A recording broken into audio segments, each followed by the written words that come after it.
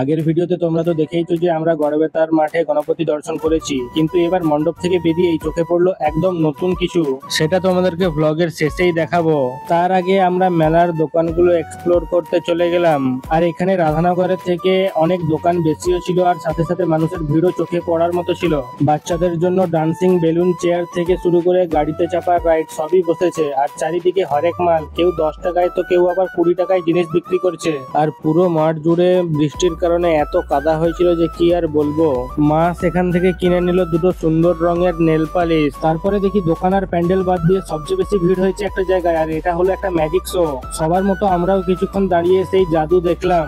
বাড়ি ফেরার পথে হঠাৎ একটা চমক দেখতে পেলাম, আমাদের আমলাপাড়া স্টোরপাড়ার প্রথম বছরের গণেশ পূজা। এই ছোট্ট কিন্তু অসাধারণ ঠাকুরটা দেখে মনটা একদম ভরে গেল।